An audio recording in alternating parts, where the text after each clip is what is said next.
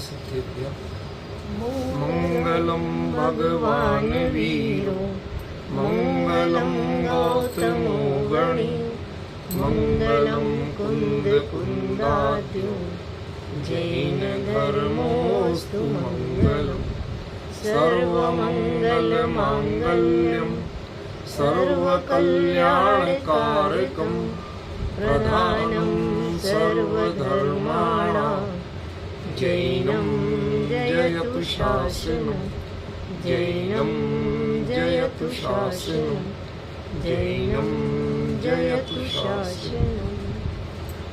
यह भक्ताम्बर स्तोत्र जी, इसका मूल नाम आदिनाथ स्तोत्र है। आचार्य मानपूर्ण स्वामी ने इसकी रचना की थी।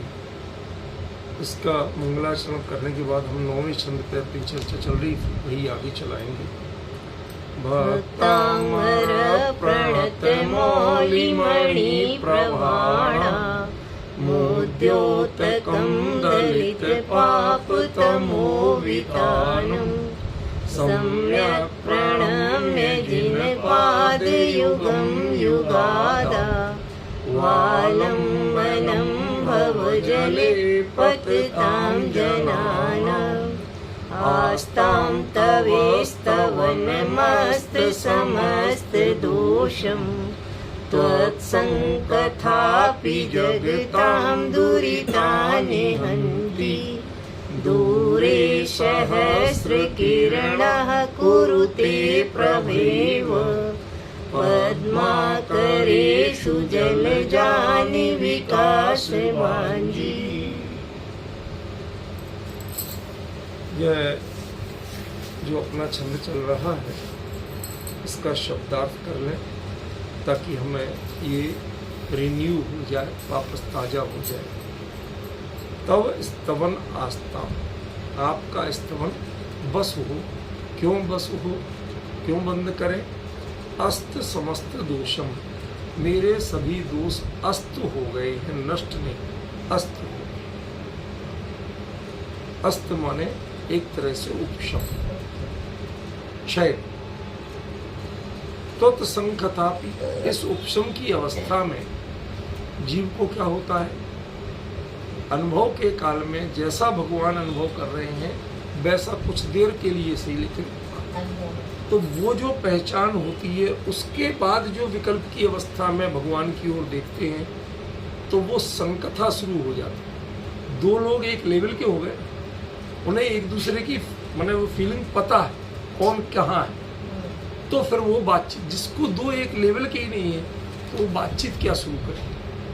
तो तत्संकथापि जगताम दुरितम, और वो इस लेवल के होना और जितना भक्त और भगवान मुक्ति की बातें करते, ये जो चीज आती है तो जगत के लिए, जीवों के लिए, ऐसे जीवों का संयोग जो भगवान से संकथा करना जानते हैं, ये जगत के दुर्भाग्य को दूर करने वाला, जगत के पाप को दूर करने वाला, ऐसा आचार्य कह रहे हैं।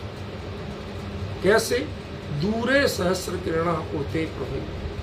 अब कायदे से तो यहाँ कोई ना तो आदिनाथ स्वामी है मानतुंगाचार्य के सामने और ना सीमंदर स्वामी। भाई वर्तमान में उनके काल में भी और अभी भी जो विहरमान है वो तो सीमंदर आदि भी तीर्थंकर है, और तो कोई है नहीं, तो वो भी नहीं है, वो क्षेत्र से दूर है। और आदिनाथ स्वामी काल से दूर है। समझ गया?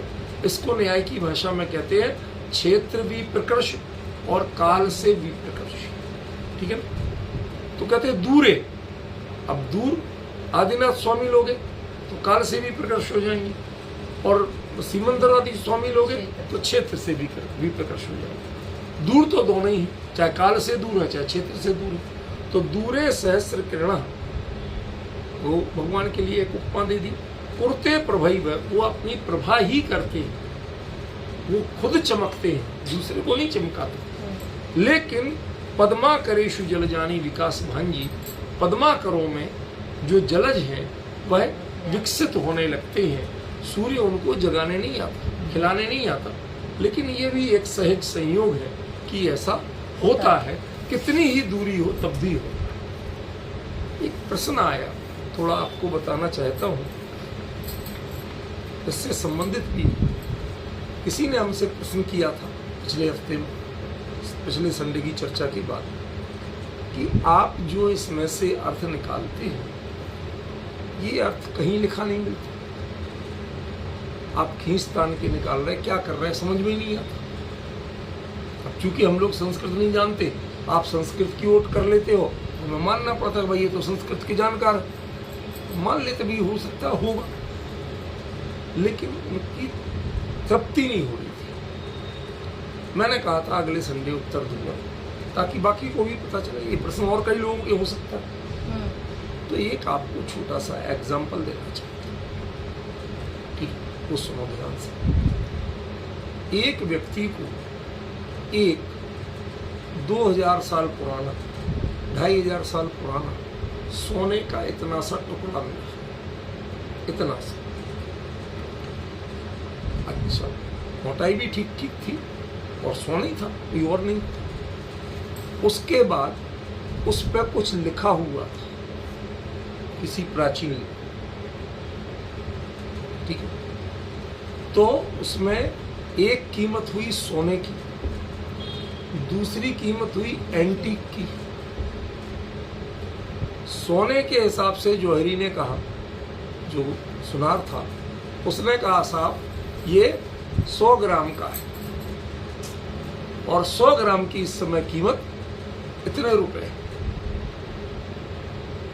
सपोज करो कि उसने 100 ग्राम की कीमत आपको कितनी लगाई, 8 लाख रुपए लगाई। 8 लाख रुपए का है, ये किसने बोला? सुनार ने, जो सिर्फ मेटल को जानता, उसे मेटल से आगे कुछ समझ नहीं। सोने की कीमत, सोने। तो जो मेटल को जानता है, सुनार है, उसके लिए वो टुकड़ा कितने का है? 8। अब एंटीक वाले के पास भाई साहब कितना पुराना है, तो इसकी कार्बन एजिंग करवाओ। कार्बन केमिकल से होती है, तो उससे पता चलता है कि एक्यूरेट ये कितने साल पुराने, कब बना था, ठीक है। वो एक वैज्ञानिक प्रक्रिया है, कार्बन एजिंग बोलते हैं उसको।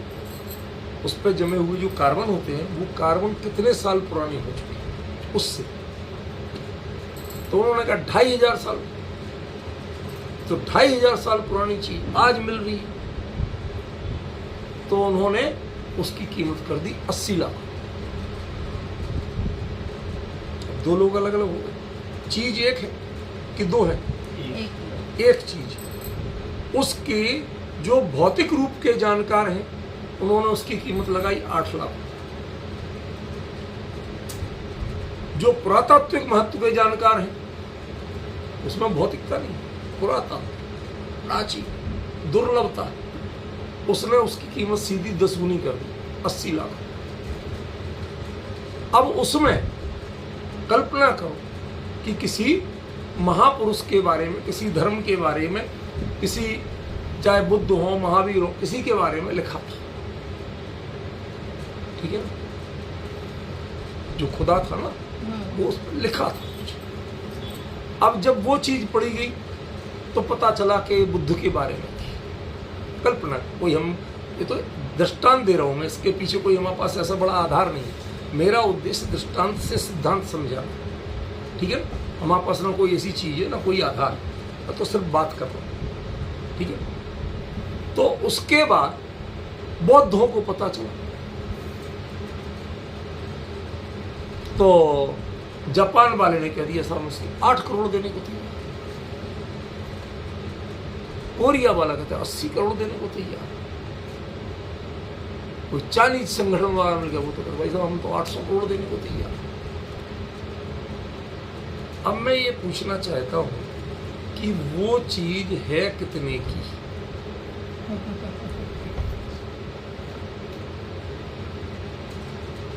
वो चीज टेक्निकली है क्या? सोना। यदि उसको एक बार सुनार पिघला के डली बना दे, फिर वो तो मेरी बात टूट जाती है।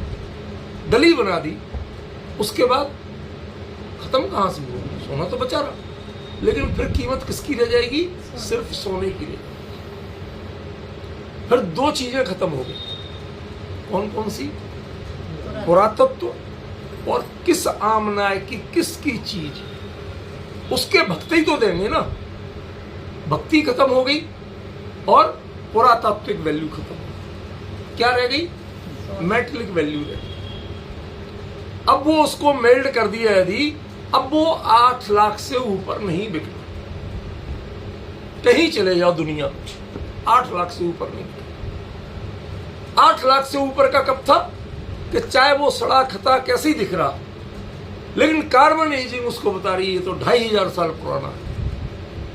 वो 2500 साल पुराने का सर्टिफिकेट उसके 8 लाख को 80 लाख बना। सही है कि नहीं? और जिसको उसके प्रति बहुमान था, भक्ति हो, श्रद्धा हो, इसकी कोई कीमत होती? कोई कीमत नहीं, जितनी मिल जाए उतनी कम। समझ में आया? तो जिसे पता चला उसने उसकी कीमत 800 करोड़ तक की। अब सुनार कहता है कि ये पागल आदमी, ये बकवास कर रहा है, 800 करोड़ मुझे दो, तेरे को पूरा लाद दूंगा सोने से। वो गलत कह रहा है क्या मुकेश जी? गलत कह रहा है? बिल्कुल सही कह रहा है। क्या 800 करोड़ में सिर से पैर तक सोने से लाद दूंगा,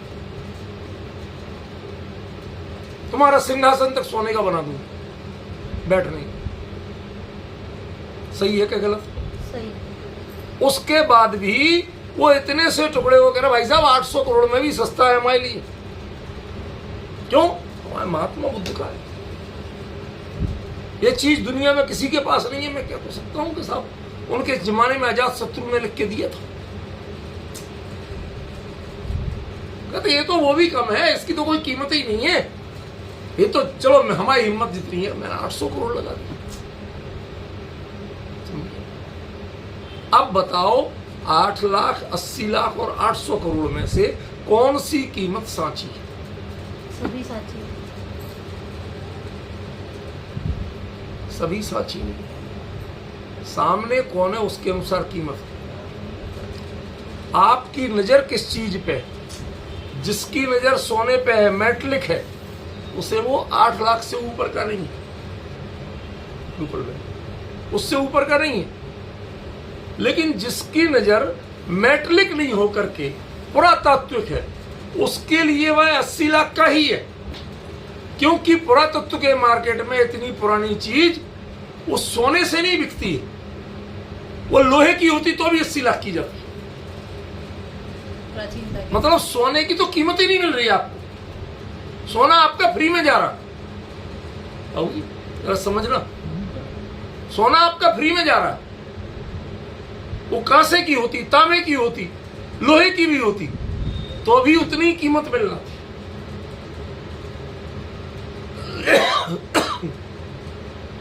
डिफरेंस समझ में आया? अब तीसरी, जिसकी नजर उसमें निहित तत्व ज्ञान पर है। अरे वो मोहब्बत है। जिसकी दृष्टि उसमें निहित तत्व ज्ञान पर है, क्या है वो चीज? श्रद्धा का विषय जो है, जिसके लिए भक्ति का विषय है, उसके लिए मेरे पास जितनी हिम्मत है उतनी कीमत है। वो कीमत नहीं लगा रहा, वो अपनी हिम्मत बता रहा, भाई साहब मेरी औकात इससे ज्यादा नहीं। बात समझ में आई? अलग क्लियर हुई? अब मैं पूछना चाहता हूं, एक चीज की एक कीमत है कि 3 कीमत है? अपने अपने हिसाब से। सामने कौन है उतनी कीमत। ऐसे ही मैं पूछना चाहता हूं, भक्तामर का क्या अर्थ? क्या आपकी कितनी औकात है वो वैसा अर्थ है। जिसको भाषा ज्ञान चाहिए उसे ये पूरा भक्तामर 48 का भी 1 के 100 रुपया मान लो, 480 रुपया में हो जाए। ये भी बाजार में बोला लो किसी पंडित को, कर जाएगा वो, फटाफट अर्थ लिख जाएगा। तो भाषा ज्ञान का अर्थ कितने का है? 480 रुपए का, 48 का है कि नहीं? अच्छा, अब जिनको टोने टोट के इनमें ढूंढना है, किसी ने बताया बीमारी ठीक होगी, किसी ने राज्य मिल जाएगा, किसी मुकदमा जीत जाओगे, किसी में बेटे की बीम, जो बता दी उसके बाद वो तो इसके लिए 4800 दे, 48,000 दे, 48 लाख भी दे दो, कोई बड़ी बात नहीं है कि नहीं। मांगो कितने मांगते, लेकिन मैं कितने देता हूं, तुम मांगो कितने मांगते, समझ गए? कितने में देते हो तुम, हमें भोग कितना देते हो, हम उतनी कीमत चुकाएं, समझ गए? उसकी दृष्टि पर। लेकिन जिसको इसका आध्यात्मिक तत्व ज्ञान, जिसमें इसमें आदिनाथ भगवान और मानतुंगाचार्य और दोनों के भक्ति भाव और बीच में लोकांतिक देव, ये सारी चीजें जिसको समझ में आ रही हैं, उससे पूछो भक्तामर कितने का है। अनमोल। कोई कीमत है? जितना मेरे में भाव है, जितनी मेरे में सामर्थ्य है, जितनी मेरी औकात है, उतने का भक्ता। कब तक चलाओगे? कि जब तक मेरे भाव उमड़ते रहेंगे, मेरी हैसियत, मेरी बुद्धि ये सब काम करती रहेगी, तब तक इसका मर्म खुलता है। अब डिफरेंस समझिए। ये उनके लिए उत्तर है, वो भी सुन रहे हो नहीं सुन रहे हो, ये उनके लिए उत्तर है मेरा। समझ में? तुम्हारा विजन जो है, जिसका विजन जो था, उसने इसका वह अर्थ किया। मेरा विजन जो है, मैं वो अर्थ कर रहा हूं। आचार्य, मैं जो कर रहा हूं वो आचार्य ने साफ साफ लिखा है। हर चीज का प्रमाण दिया है मैंने। लोकांतिक देवों का प्रमाण दिया, दिया कि नहीं दिया? हर चीज का प्रमाण दिया। लेकिन वो अर्थ निकाला किसने? निकाला कैसे? कि जिसके पास जैसा विजन था, उसने वैसा निकाला। समझ गया? जैसा विजन था वो नहीं नेट का उधर पॉइंट समझे कि नहीं? आपके विजन ही नहीं था उतना, तो आप निकालते कहां से? आप ज्यादा या सोचते भाई साहब हमें तो वो स्तोत्र बताओ जिसमें हमारे सारी संसार की समस्याएं दूर हो जाए। तुम्हें संसार में दुख कोई समस्या ही नहीं, मोक्ष तुम्हें कोई जरूरत ही नहीं है, आत्मानुभूति तुम्हें जरूरत ही नहीं है, निर्विकल्प ध्यान तुम्हें जरूरत ही नहीं है। तुम्हारी जरूरत तो टके के 3 वाली है। बीमारी ठीक हो जाए, अरे तुम डॉक्टर को करा लो, वैद्य को करा लो, हकीम को करा लो, उसमें भगवान को क्यों हैरान करते? समझ गया? अरे साहब वो डॉक्टर से भी भगवान स्पेशल करेंगे, कि कोई स्पेशल नहीं करते। तुम्हें पता ही नहीं है, ना भगवान को पता। गया, चले स्टॉप करो, पहले स्टॉप करो। कौन कौन से? जैसे एक टुकड़े के मेटलिक वैल्यू, एंटीक वैल्यू और जो मतलब श्रद्धा की दृष्टि से, आस्था की दृष्टि से जो वैल्यू, तीनों अलग अलग है। समझ गए?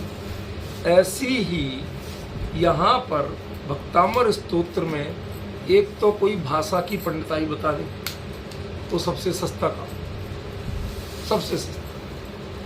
उससे कीमती जो श्रद्धा को ब्लैकमेल करने लगे, आपकी आस्था को ब्लैकमेल करने लगे कि तुम ऐसा करो, ये छंद पढ़ो तो मैं फला आ रहा हूं, तुम ये करो तो मैं ये मिल जाएगा। समझ गए? ये है दूसरी। इसमें ज्यादा पैसे मिल सकते हैं, लेकिन उसकी भी एक लिमिट है। भाई जितने में वो काम होता होगा उतनी कीमत देगा। आज देखो सच बताऊं, धर्म तब भी सस्ता है। मैं प्रूफ दूं? सीधे बैठ के सुनो बाबू, आपको समझ में आएगा, ऐसे नहीं सुना जाता। वो आवाज पूरी नहीं आती। कोई बात नहीं, आएगी आएगी। कैसे सस्ता है? यदि मान लो एक व्यक्ति को एक कैंसर या कोई बीमारी का इंजेक्शन 8 लाख रुपए का एक इंजेक्शन लगा और 10 इंजेक्शन लगे, मतलब 80 लाख हो। ये बनिया बुद्धि वो जाएगा मंदिर में, उसको किसी ने कह दिया कि तुम भक्तांबर का अमुक छंद पढ़ो, तुम्हारा ठीक हो जाएगा। अब भाई कैसे सही पढ़ा जाता, कौन से कपड़े पहन के पढ़ना, कौन से रंग में बैठना, 10 चीजें बहाने। अब उनने बता दिया, भाई साहब पंडित जी को बता दिया उनने, लो साहब 11,000 रुपये दक्षिणा। जरा इसका अर्थ और बता दो। अर्थ बताने वाले को 1100 रुपये दे दी, उसकी विधि बताने वाले को 11,000 रुपये दे दी। किसके बदले में दिए? 80 लाख के बदले। यदि आप उसको 11,000 की चीज के 80 लाख मांगो तो धर्म में नहीं देगा। मेरा पॉइंट समझ रहे हो? मतलब ऐसे जितने ये जो भगत मिलते हैं, ये असल में भगवान को ठगने वाले, ये भगत नहीं है। ये 4 रुपए की चीज चवन्नी में लेने के नाम पे भगवान की भक्ति करते हैं, या इनको कोई इलाज नहीं रह जाए, सबने जवाब दे दिया तो मजबूरी में आते। ये श्योर शॉट नहीं है, ये आप पर विश्वास नहीं करते। शुरू में जाते हैं किसी और के पास, जब सब मना कर दे तब भगवान के पास। मतलब इनकी आस्था कितनी है ये आप खुद सोचो, समझ गए? लेकिन जो इसका ये अर्थ है, जो हमें आज यहां बैठे बैठे मान तुम और मान तुम से आदिनाथ वहां तक लोकांतिक देवगण इन सब से जोड़ रहा है,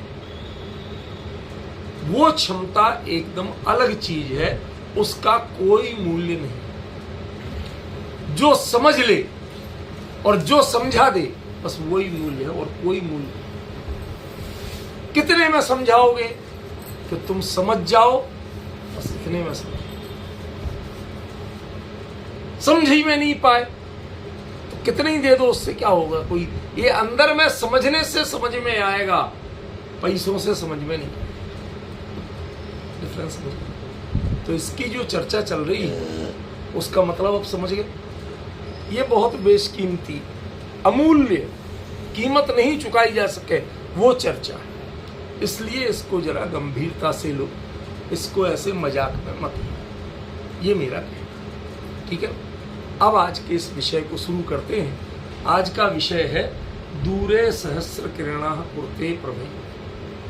आप कहीं तो बता चुके थे, अब आपको पता चलेगा बताया था कि नहीं बताया था। आज क्या बता रहा हूं जरा सुनो। सहस्र किरणा माने सूर्य जो भी है, वो कुरुते करता है प्रभैव, चमक, खुद चमकता है, आपके लिए कुछ नहीं करता। ये भगवान की वीतरागता का, इससे बड़ा अकर्तापने का इससे बड़ा कोई प्रमाण नहीं। सूर्य आपके लिए कुछ करने नहीं है, ना सर्दी देने आता, ना गर्मी देने आता, ना विटामिन डी देने आता। वो अपनी जगह चमकता, उसको पता ही नहीं है तुम्हारा क्या होगा। समझिए, वो अकेला ज्योति पुंज है, वो चमक रहा है, बात खत्म होगी। सूर्य अकेला प्रभा ही करता है, वो मात्र चमकता है। उसको कर्ता मानना ये आपका घोर मिथ्यात्व। भगवान को संसार की किसी भी जगत की किसी क्रिया का कर्ता मानना घोर मिथ्यात्व है। क्यों? वो अपने में चमक रहा है सूर्य की तरह, वो तुम्हारे लिए नहीं चमक रहा। वो अपने गुणों का विकास करके, अपने व्यक्तित्व का विकास करके वैसा बना है, अपने हित के लिए, अपने अनंत सुख के लिए। वो तुम्हारी चिंता में नहीं बना। हमारी कमी क्या है? हम उसे मानते हैं कि भगवान ने हमें ये कर दिया। सच बताओ पवन जी, सुबह सुबह प्रक्षाल पूजन करने जाते हो, विश्वास तो है कि भाई हम सुबह भला काम कर रहे, कुछ तो होगा। अरे कुछ नहीं होगा, पुण्य तो बंधेगा। बुरा काम तो कर नहीं रहे कि पाप बंध जाएगा। रूपल बहन होश में बैठो, वरना बंद कर दूंगा मैं आप। नहीं चलेगा ये सब।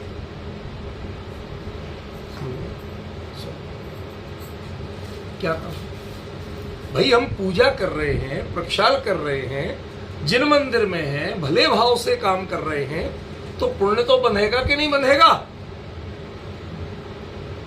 परिणाम के अनुसार बनेगा, इसमें कोई शक नहीं। लेकिन भगवान बांध देंगे कि मिथ्या, वो अपने में लीन है, उन्हें आपसे कोई लेना देना नहीं है।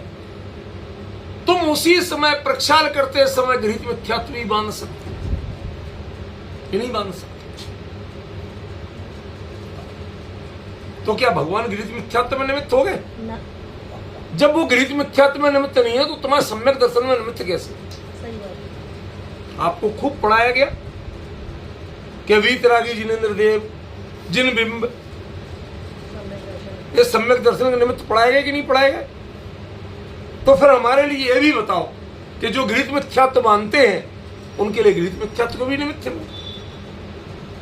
भाई। उन्हीं के वो यदि करता है उनके प्रभाव से वो उन्हें कोई मतलब ही नहीं है, वो अपने में लीन है। आप देख देख के क्या करते हो, ये सारा क्वालिटी और डिसक्वालिटी सारी आपकी है। एक पेंटिंग बनी खूबसूरत किसी हीरोइन की, प्राची, वो बनी, आर्ट का जो कलाकार है वो उसकी पेंटिंग, कलर्स, कैनवस कलर, उसको चित्र बनाने की जो शैली है उसको देख के उसकी मूल्यांकन कर रहा है। मोहित है भाई सब, क्या गजब की पेंटिंग। और दूसरा उसके अंगोपांग देख के कर रहा है। अब बताओ पेंटिंग काय में निमित्त है? कला की प्रशंसा में निमित्त है कि विषय की वासना में निमित्त है? ये बता दो मुझे। यदि एक जड़ पेंटिंग किसी में निमित्त नहीं है तो असल में भगवान तो आपके लिए जड़ जैसे ही, जड़ माने अकर्ता के रूप में, जड़ माने भगवान को जड़ नहीं कह रहा हूं, वो आपके लिए वैसे ही है, वो कुछ नहीं है, अकिंचित कर रहे हैं। आप उन्हें भगवान की नजर से देखते हो तो आपके परिणाम सुधर जाते हैं। मुद्दे की बात ये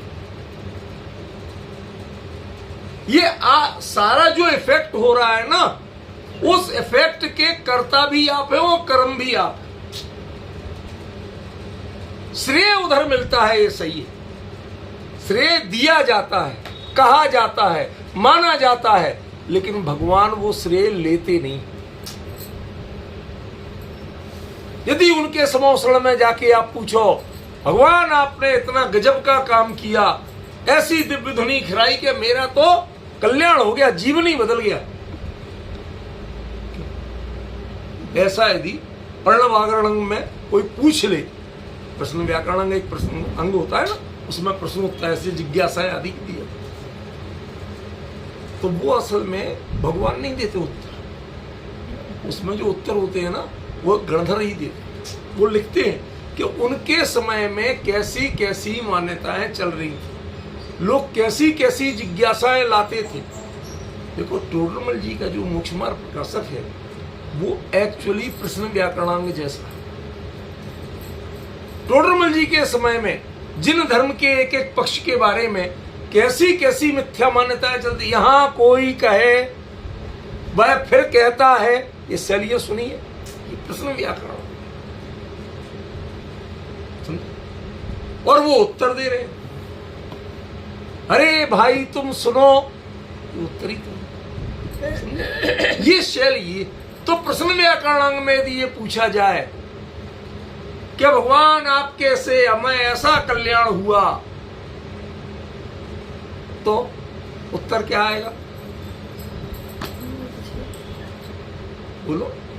यदि भगवान की ओर से उत्तर लिखेंगे गौतम स्वामी या गणधर देव, तो क्या लिखेंगे? पद्मा करे सुजल जानी विकास भांजी, तुम अपने उससे विकसित हुए हो, भगवान ने विकसित नहीं किया। वो तो प्रभैव, वो चमकना उनका काम है, चमक रहे, समझ गए?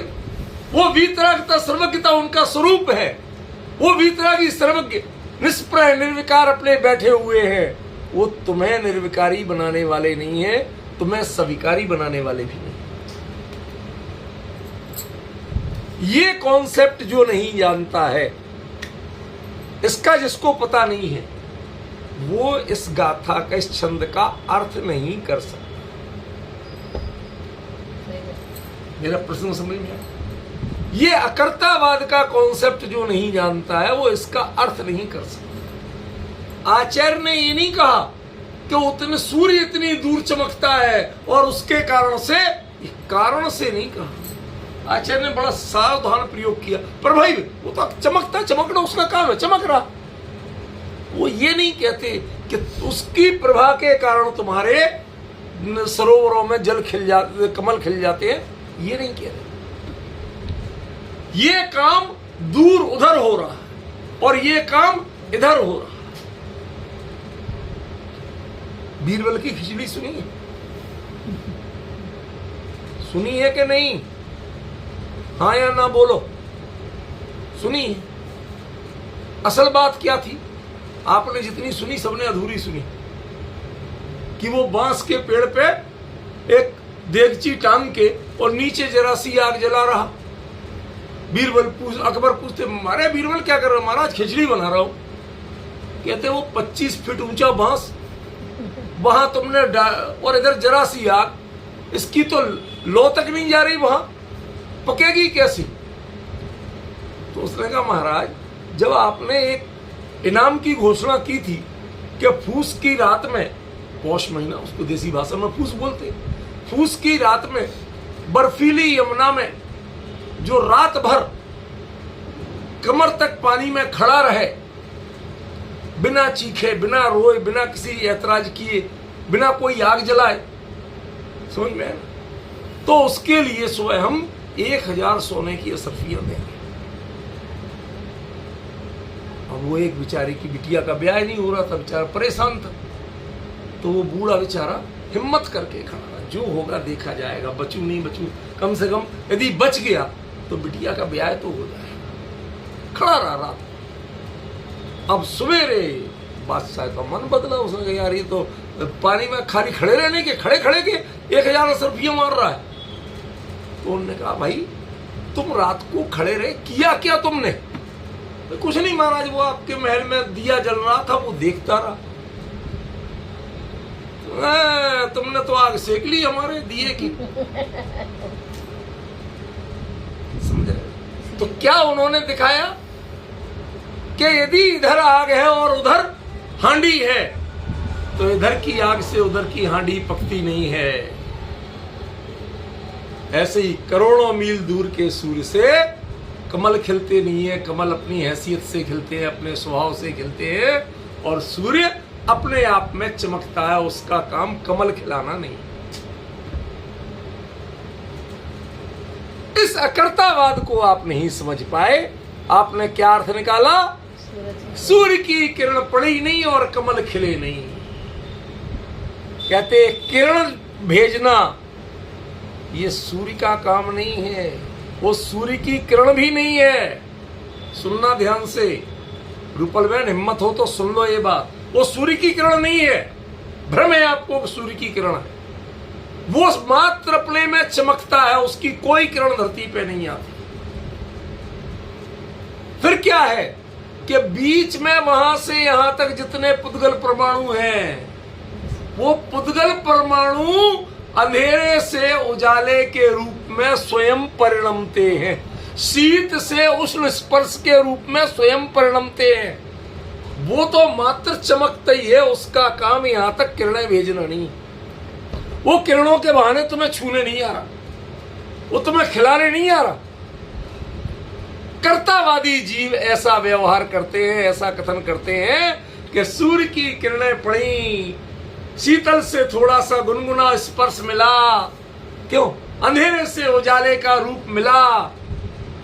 अरे भले आदमी, वो किरण बनी काहे की है? वो अपने में भास्वर तत्व है, चमक का पुंज है, प्रकाश का पुंज है, लेकिन ये उसके हाथ पैर नहीं है जो यहां तक आ रहे। समझ गए? इसके लिए हमारे एक कवि हुए, शायद बुद्धजन जी या किसी ने, उन्होंने एक गजब का छंद लिखा, भजन लिखा।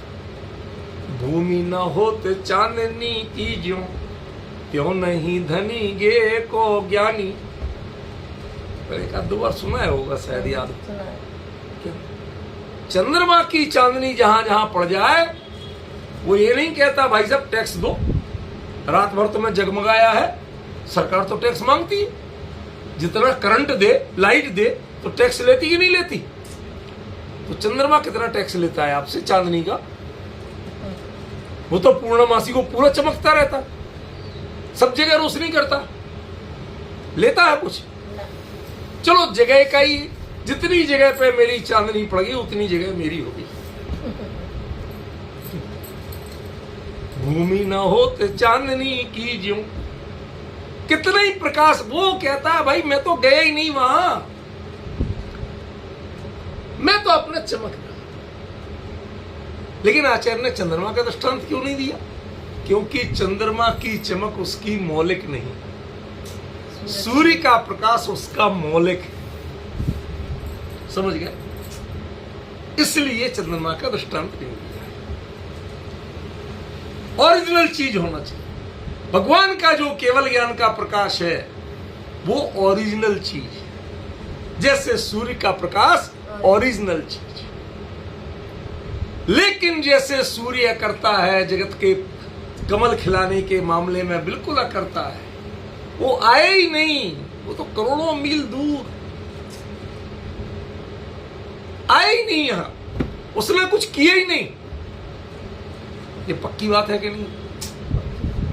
प्रभाई वो तो मात्र प्रभा करता है, चमक, वो चमकता है अकेला, इसके अलावा कुछ नहीं करता। और वो भी करोड़ों मील दूर बेचारा बैठा, तो उसे तो पता ही नहीं तुम क्या कर रहे हो, कौन से कमल खिले कौन से नहीं खिले हैं, काय से खिले और काय से नहीं खिले, उसे कुछ नहीं पता। लेकिन हम लोग तो कहते हैं भाई साहब हमारे तो सरोवरों में कमल खिल गए, सूरज की किरणें पड़ी नहीं और कमल खिले नहीं। ये तुम्हारा व्यवहार है। रागियों के निमित्त नैमित्तिकपना काम लागू पड़ता है, ये वीतरागियों के व्यक्तित्व में लागू नहीं पड़ता। असल में तो वस्तु का स्वरूप ऐसा है कि एक द्रव्य दूसरे द्रव्य का किसी भी रूप में करता हरता है ही नहीं।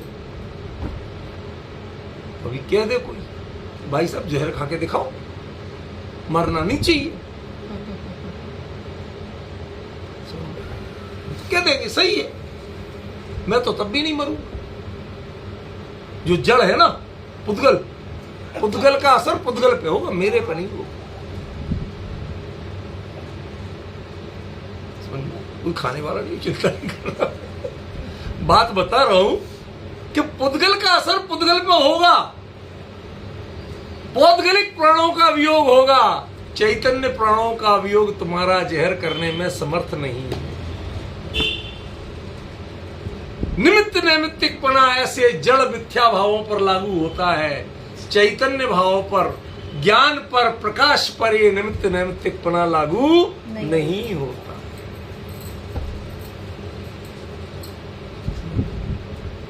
ये अकर्तावाद इसमें सिखाया गया।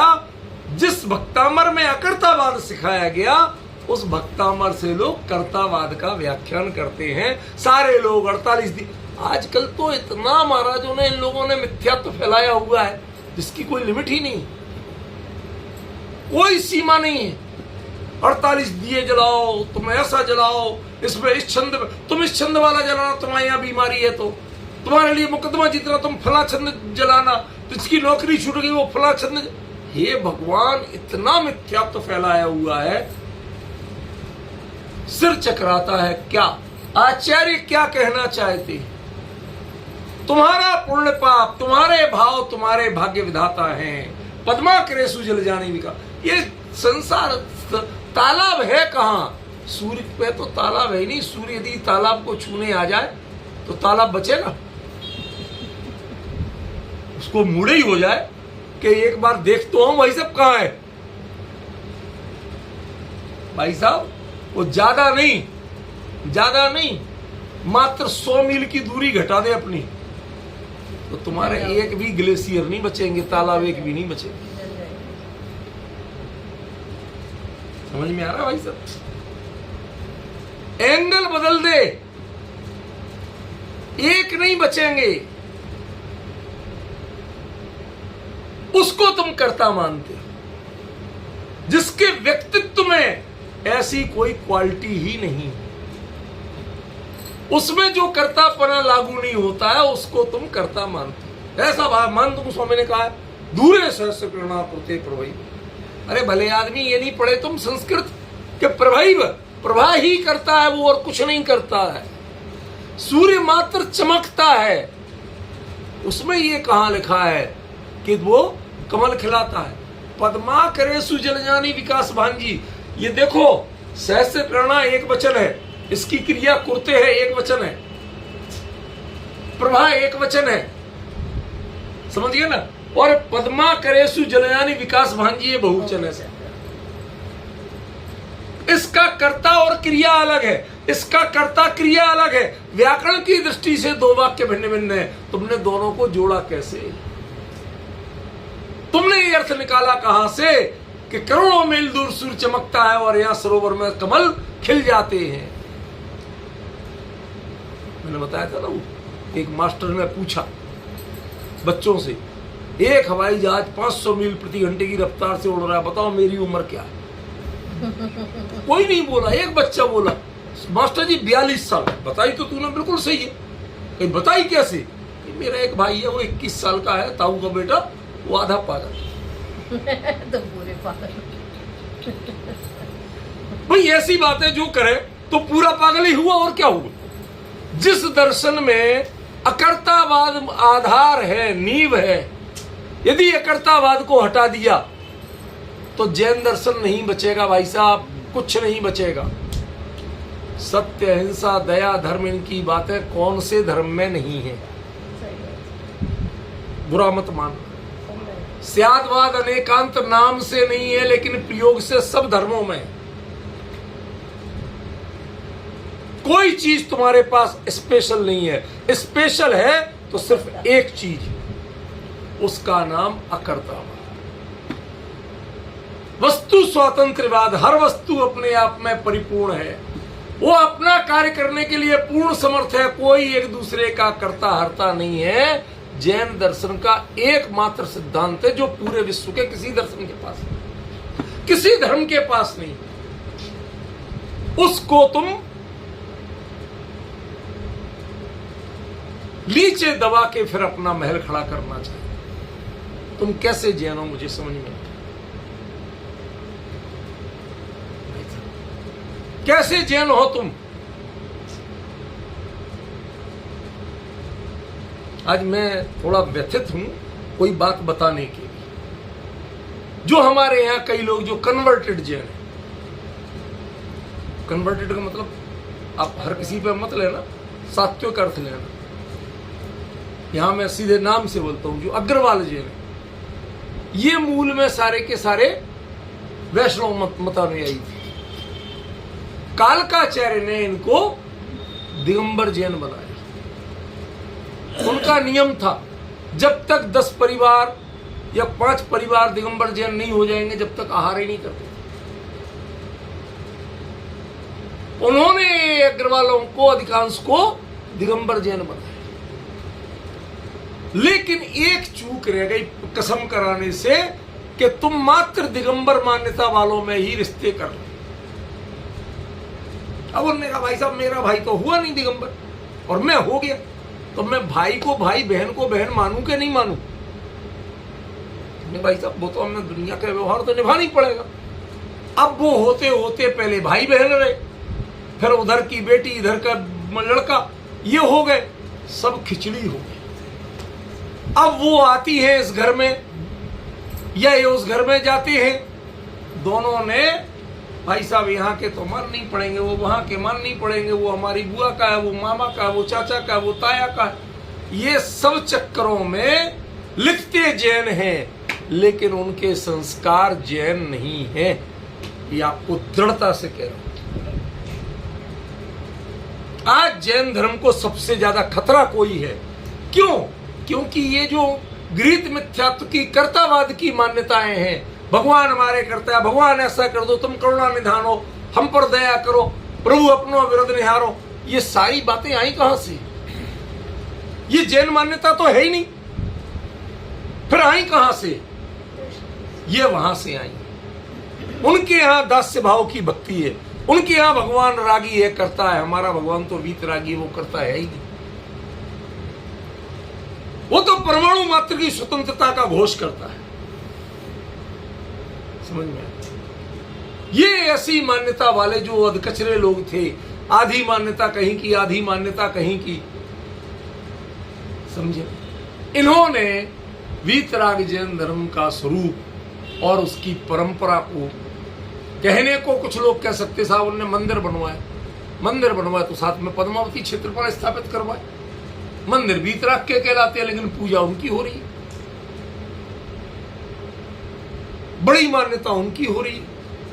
भगवान बैठे रह जाते, भगवान को 54 और देवी जी को 4000, यही हो रहा है। आप देखो मंदिरों में तमाशा। ये विडंबनाएं उन लोग, यदि आप धर्म का जो मान्यता है, सिद्धांत है, उस पर बिल्कुल दृढ़ नहीं रहेंगे तो तय मानिए आपकी अगली पीढ़ी में धर्म नहीं रहेगा, पर नाम लेवल जैन का रह जाएगा। समझ में आया ना? जैसे आजकल देसी घी रह गया है। पवन जी, देसी घी, मन की तसल्ली कर लो भाई साहब, लिखा था देसी घी, बाकी क्या है कोई नहीं जानता। जिनके घर में नहीं बनता कोई नहीं जानता देसी घी। ऐसे ही ये मंदिरों में दिगंबर जैन मंदिर, हम नाम में दिगंबर जैन, ये लिखे रह जाएंगे, संस्कारों में कहीं नहीं मिलेंगे, मंदिर की विनय भक्ति भावना में नहीं मिलेंगे। इन स्तोत्रों का अनर्थ करने वाले ऐसे ही लोग जिन्होंने वीतरागता को नहीं पहचाना। वीतराग तो विराज लिए, लेकिन वीतरागता को नहीं पहचाना, तो वीतराग कहां विराजी आपने? आपने तो खाली मूर्ति विराजी। कड़वा सच कह रहा हूं, शुद्ध हूं। दिल्ली और दिल्ली के आसपास के सैकड़ों गांवों में जितने अग्रवाल समाज के लोग हैं, मुझे तो आज तक ऐसा कोई नहीं मिल पाया जिसके यहां शुद्ध वीतराग दिगंबर जैन धर्म पल रहा हो। लिखते हैं सब, मानते नहीं है, पालते नहीं है। वो इनके अनर्थ करने के लिए सबसे बड़ा संबल देते हैं, वो प्रेरणा देते हैं, वो जय जयकार लगाते हैं। हाँ साहब, आपने बिल्कुल सही कहा, हम तो दिए जलाएंगे।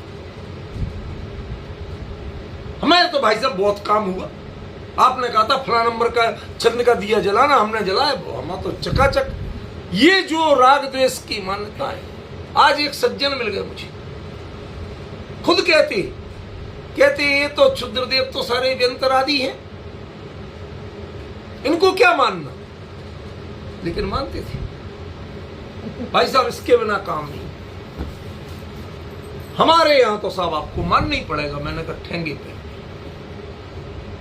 मैं किसी की ये परवाह नहीं कर सकता। मैं वीतरागता में राग का छोंक नहीं लगा देती, किसी कीमत पे स्वीकार नहीं करूंगा।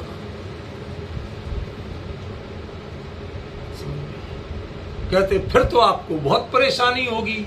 हमने की that's my headache, not your. जो होगा वो हम देखेंगे, हम आपके यहां कहने नहीं आएंगे। समझ में? आज सारे लोगों ने तकरीबन वो लोग पुज रहे हैं जो 3 के ना 13 के, गंगा गए गंगादास, जमुना गए जमुनादास। सबसे बड़ी पीड़ा यह है कि मुमुक्षु समाज जो शुद्ध हमनाए के थे, वो उनमें नकली लोगों को पूज रहे, उनको शिरोमणि बना रहे। जो वहां जाके उनको कहते हैं, यहां जाके इनको कहते हैं, कहीं के नहीं है। जो ऐसे लोग, असल में उनमें कई तो जन्म के ही जैन नहीं है, जिनका कुलगोत्र जैन है। सब खिचड़ी पकी हुई है उनकी। और वो लोग कहते हैं हाँ भाई साहब, दूरे सहस्र किरणा कुरते प्रभई, देखो सूरज उगता है तुम्हारे सरोवर में, कमल खिल जाते कि नहीं खिल जाते। ये अर्थ नहीं है इसका। ये 2 अलग अलग वाक्य हैं। कि भगवान सूर्य क्या करता है कि सूर्य अपने में चमकता है और कुछ नहीं करता। इसका अर्थ ये है पवन जी, सूर्य क्या करता है? करोड़ों मील दूर अपना चमकता है, वो उसका काम चमकना है और कुछ नहीं। और जो हमारे यहाँ कहा जाता है कि सरोवर में कमल खिल जाते, कि खिलते हैं, इनकी अपनी हैसियत से खिलते हैं, अपनी योग्यता से खिलते हैं, उसमें सूर्य कुछ नहीं करता। आचार्य तो ये कह रहे हैं, और लोग अर्थ क्या करते हैं, करोड़ों मील दूर सूर्य चमकता है और इधर देखो सरोवर में। दो घटनाएं अलग अलग हैं। हवाई जहाज 500 मील की स्पीड से उड़ रहा है, बताइए, दो चीजें अलग अलग हैं। इनको जोड़ोगे तो 42 साल की उम्र हो जाएगी आपकी। समझ में आया ना? फिर आगरा से के अलावा कहीं ठिकाना नहीं मिलेगा। वो अकेला ताजमहल के लिए प्रसिद्ध नहीं है, वो ऐसे लोगों के लिए भी प्रसिद्ध है जिनके स्क्रू ढीले, फिर वहां कसे जाते, करंट लगा लगा के, ऊट पटांग दवाइयां दे दे के, समझ गए ना, हथकड़ी बेड़ी में बांध बांध के कसे जाते हैं स्क्रू। क्या करें, इधर के स्क्रू ढीला करोगे तो हाथ पांव तक कसे जाएंगे। अभी आप मिथ्यात्व पालोगे नरक निगोद में, जो दशाएं होंगी आप उसकी कल्पना नहीं कर सकते।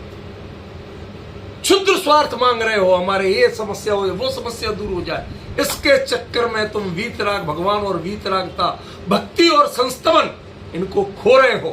तुम्हें पता नहीं है तुम कौन सी कीमत चुका रहे हो। ये भिकमंगापना बंद करो, याचकपना बंद करो। ये याजक का धर्म है, याचक का धर्म नहीं। जो मात्र गुणों की आराधना करता है वो याजक होता है, और जो भीख मांगता है, अपने स्वार्थों की सिद्धि मांगता है, वो याचक। याचक माने भिखारी और याजक माने पुजारी। बताओ आपको क्या बनना है, याजक बनना है कि याचक बनना है, पुजारी बनना है कि भिखारी बनना है? राग है तो राग में कुछ ना कुछ तो होगा। जो गुणी है, ज्ञानी है, वो पुजारी बनते हैं, और जो मूढ़ है वो भिखारी बनते हैं।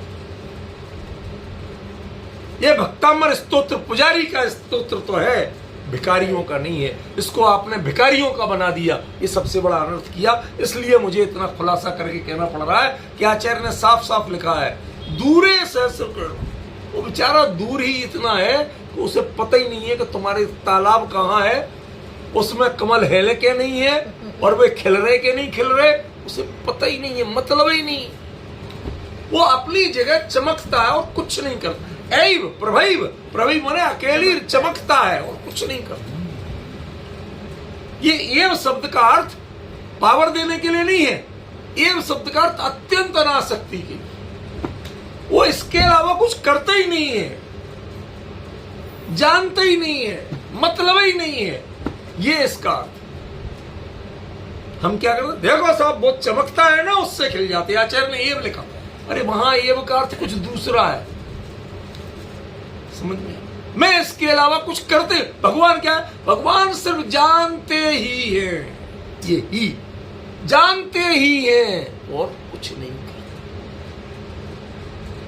तो बताओ महावीर स्वामी के केवल ज्ञान से इंद्रभूति गौतम का भला कैसे हुआ था? उनकी योग्यता आई थी सो हुआ था, भगवान ने कुछ नहीं किया, अपनी योग्यता से होता है। समझ गए? ये रहस्य है इस छंद का। इसको लोगों ने नहीं समझा, और इसके ऊट में वो भगवान उतनी दूर और हम इधर, तो भी कल्याण होता है। लोग ऐसी ऐसी मान्यताएं करते हैं, साहब यहाँ बैठे बैठे आप फला जगह के भगवान को याद करो, वो भगवान आपका जरूर सुनेंगे। भगवान तुम्हारी बुद्धि क्या भ्रष्ट हुई है, जिनके कान नहीं वो सुनेंगे, जो कान से काम नहीं लेते वो सुनेंगे, और सुन के करेंगे क्या? तुम्हारा अरे सबसे दुखी प्राणी होगा जो किसी की चिंता करे। हमारे आचार्यों ने दृष्टांत दिया कि एक व्यक्ति की दो बेटियां थी, एक किसान के यहाँ ब्याई, एक कुमार के यहाँ ब्याई। आपने सब सुना है, मुझे पता है, लेकिन प्रकरण है तो बता रहा हूं। अब वो जाके भगवान से, पहले बाप से बोली, उधर भगवान से बोली कि पिताजी आप तो बड़े अच्छे ज्ञानी हो, विद्वान हो, वेद मंत्र हवन सब जानते हो, आपका भगवान से नजदीकी रिश्ता है, आप हमारे लिए विशेष पूजा करना कि पानी ना बरस जाए। क्यों? क्योंकि आवा लगा हुआ है, सारा भट्टा बैठ जाए। पिताजी आपके पास खास तौर पे आई। अब बाप क्या कहे बेचारा, चुप। दूसरी आई, पिताजी जोर से बरसे, फसल बिल्कुल तैयार है, यदि अभी पानी नहीं पड़ा तो पूरी फसल मर जाएगी। आप बड़े नजदीक हो भगवान के, आप जरा हमारी सिफारिश लगाओ। क्या करे बेचारा बाप। उसके मुकाबले दुखी प्राणी कोई नहीं है। किस बेटी को दुखी करे, किसको सौतेली बनाए, दोनों सगी हैं। तो जब बाप की इतनी दुर्दशा है दो बेटियों में, तो उस भगवान की क्या दुर्दशा होगी जिसके अनंतों भक्त, करोड़ों भक्त हैं और सब एक दूसरे से विपरीत मांग करते। तो किसकी पूरी करे और किसकी ना करे। जगत का सबसे दुखी व्यक्ति वो है जिसके पास पावर के साथ राग, शब्द ध्यान देना, पावर के साथ जिसके मन में राग है, उसके मुकाबले दुखी व्यक्ति कोई नहीं। लोग नोच नोच के खा जाएंगे उसे। भाई मेरा कर पहले, वो कहे मेरा कर पहले। ये तो अच्छा है कि भगवान किसी मंदिर में चेतन नहीं मिलते। सच बता रहा हूं भाई साहब, मूर्तियां मिलती हैं तो कम से कम उनका कुछ बिगाड़ते नहीं है लोग, कह के रह जाते हैं। इनको नोचने करने से, कुछ करने से होगा क्या, कह के रह जाते हैं। भाई साहब इनके माध्यम से वहां तक पहुंच जाए तो बढ़िया, यदि साक्षात भगवान मिल जाए बहुत मुश्किल हो जाए। सच कह रहा हूं। वो क्या पकड़ के महाराज पहले हमारा करना पड़े, वो क्या हमारा, कहां खिंच के जाए, किसकी ओर खिंच, बहुत मुश्किल होने वाली है। इन लोगों को पता ही नहीं है कि भगवान की भगवत्ता में राग कितना बड़ा जहर है। वीतरागता ही भगवत्ता की रक्षा करती है, राग भगवत्ता की रक्षा नहीं करता। उस वीतरागता को सिखाने के लिए उस अकर्तावाद जरूरी है, और अकर्तावाद को सिखाने के लिए ये दोनों पंक्तियां ये कर्तावाद नहीं सिखाती हैं। ये नहीं कहती है कि सूर्य की किरण से कमल खिलते हैं, ये कहते हैं इसमें तो किरण है ही नहीं। कहा लिखा ना, सहस्त्र किरण मानो उसका नाम है। वो अपनी 1000 किरणों से छूता, ये नहीं कहा, उसका नाम है वो सहस्त्र किरण। वो मात्र प्रभा करता है, चमकता है। पद्माकरों में जो जलज खिलते हैं, ये इनकी योग्यता है। इसकी दोनों में दूरी इतनी है कि दूरी आज तक पट ही नहीं पाई। सही बात। अगली जो चर्चा होगी वो सिर्फ एक शब्द पे होगी, उसका नाम है दूरे। ये दूरियां बताई जाएंगी कि आप में और भगवान में दूरियां किन किन दृष्टियों से दूरियां हैं। वो दूरियां जिस दिन जान जाओगे, उस दिन आप समझ जाओगे कि वाकई में भगवान हमारा कुछ भी कर सकते नहीं है। तो हमें भगवान को कुछ करने के लिए नहीं कहना चाहिए। विशेष चर्चा।